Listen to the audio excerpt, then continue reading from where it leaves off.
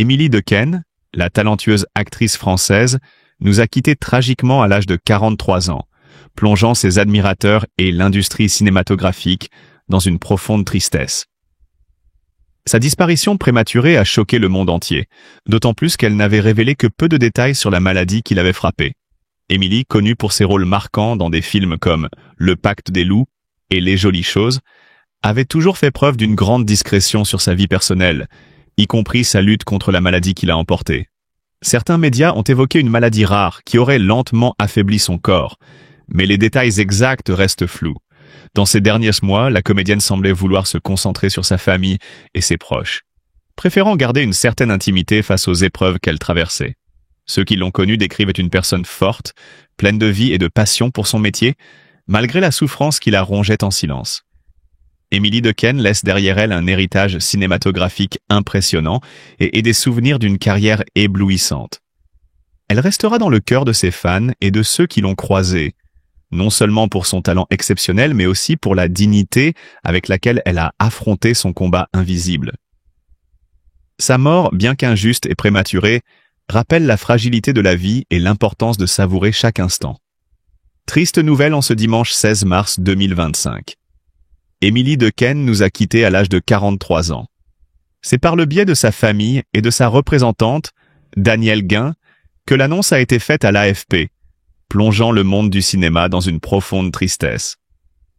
La talentueuse actrice belge, couronnée par le César de la meilleure actrice dans un second rôle en 2021 pour sa prestation dans Les choses qu'on dit, les choses qu'on fait, a succombé à une maladie rare, laissant derrière elle un vide immense. L'industrie cinématographique perd une étoile brillante, et son départ laisse un sentiment de tristesse et de perte. Émilie Dequesne est décédée en début de soirée, à l'hôpital Gustave-Roussy de Villejuif, en banlieue parisienne, après avoir lutté contre une maladie qu'elle avait annoncée publiquement au mois d'octobre 2023.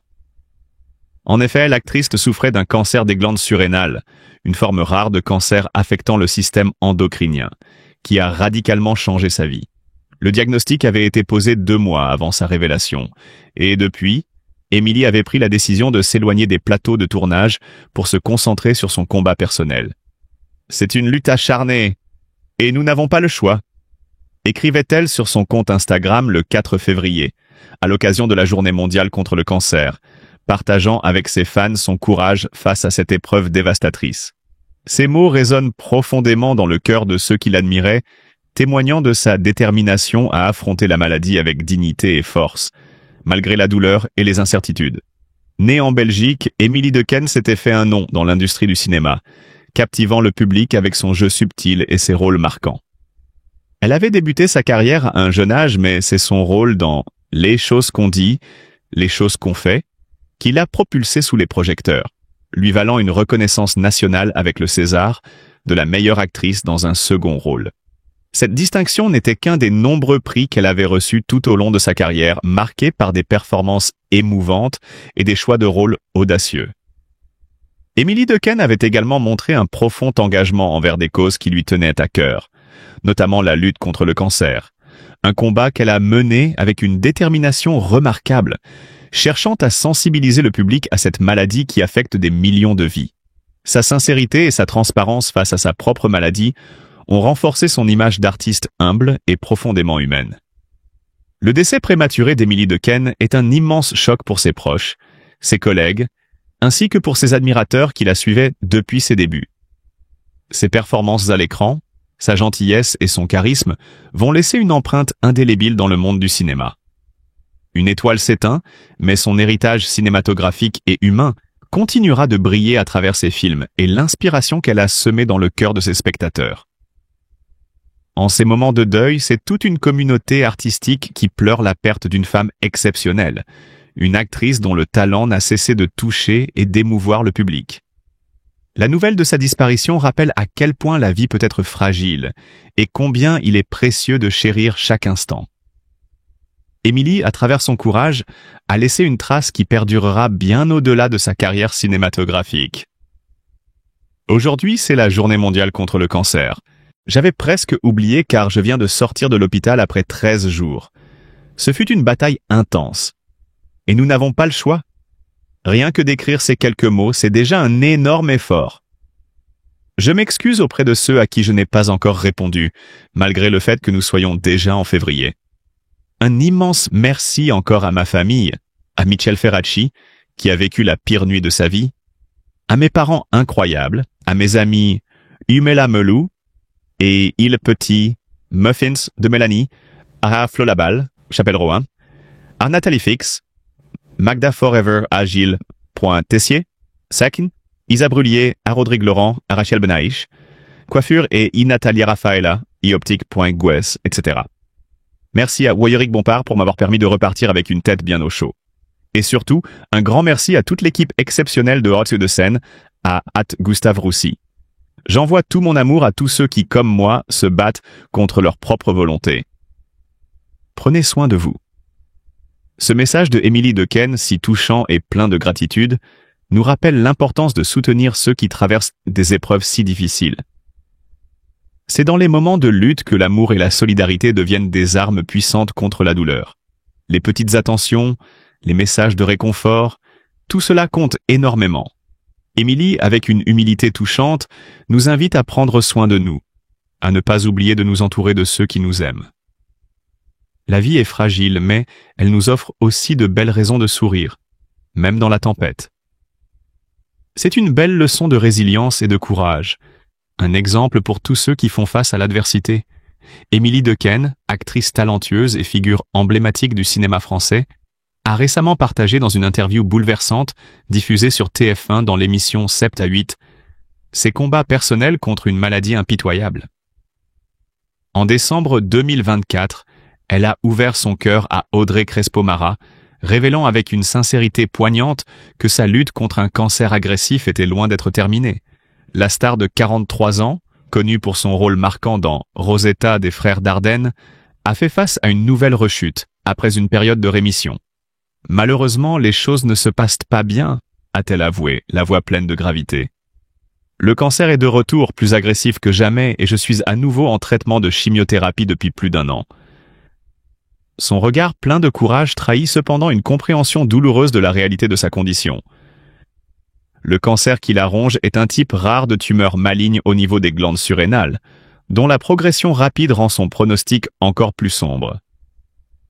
Émilie, d'un naturel optimiste et habituellement lumineuse, n'a pas hésité à exprimer ses pensées les plus profondes. Au fond de moi, je sais bien que je ne vivrai pas aussi longtemps que je l'aurais espéré. Cette confession intime marque un tournant dans la vie de l'actrice, qui a toujours rêvé de vieillir paisiblement, entourée des siens. Je n'ai que 43 ans. J'ai toujours rêvé de vivre jusqu'à au moins 80 ans et de m'endormir dans la paix. C'est ce que je demande chaque jour, a-t-elle partagé avec une émotion palpable. Malgré cette épreuve difficile, Émilie reste résolument ancrée dans l'espoir, en se reposant sur la médecine et la recherche scientifique. J'ai confiance en la science. Je crois fermement que la recherche sur le cancer continuera de progresser. Cette croyance profonde est la force motrice qui l'aide à traverser les jours sombres, un phare d'espoir dans un océan de douleur. Actrice de talent, Émilie Dequesne a marqué le cinéma français dès l'âge de 18 ans avec son rôle principal dans le film Rosetta, qui lui valut la reconnaissance internationale et le prix de la meilleure actrice au Festival de Cannes en 1999. Depuis, elle a enchaîné les succès cinématographiques, avec près de 50 films à son actif. Parmi ses œuvres les plus remarquées, on compte The Girl on the Train, 2009, To Lose My Mind, 2012, un film qui lui a valu un prix pour le meilleur acteur au Festival de Cannes dans la catégorie Un certain regard, et Not Her Type, 2014. Elle a su s'imposer comme l'une des figures les plus marquantes du cinéma français, captivant le public avec sa profondeur émotionnelle et sa versatilité. Sa carrière, aussi brillante que diverse, témoigne de son engagement passionné envers son art. Mais aujourd'hui, Émilie fait face à un autre défi, bien plus personnel et douloureux, celui de se battre pour sa vie. Elle a choisi de partager son parcours avec le public dans un moment de vulnérabilité absolue pour sensibiliser à la réalité des maladies graves et rappeler l'importance de la recherche. Émilie Dequesne, avec toute la force de son caractère et de son talent, continue de se battre, d'espérer et de croire, même lorsque les certitudes sont fragiles. De ces éléments, parce que il faut que dans la pratique des cours, dans la pratique pédagogique quotidienne, en effet, les enseignants accompagnent également les élèves. C'est-à-dire, on ne peut pas imaginer que ce qui est quand même essentiel pour l'avenir de nos élèves ne se passe qu'à l'extérieur des cours. Ça ne marchera jamais. Évidemment que des choses vont se passer à l'extérieur des cours, mais il est essentiel que chaque professeur, chacun s'empare de ces éléments et donc construisent ces éléments avec les élèves. Et puis l'ONICEP est en train de mettre en place, finit de mettre en place la plateforme Avenir. C'est une plateforme très ambitieuse qui permettra à terme à chacun des élèves de suivre tout au long de sa scolarité tous les travaux qu'il aura conduits sur son orientation. Toutes les ressources que l'ONICEP fabrique, produit, vont être disponibles sur cette plateforme. Et il est ambitieux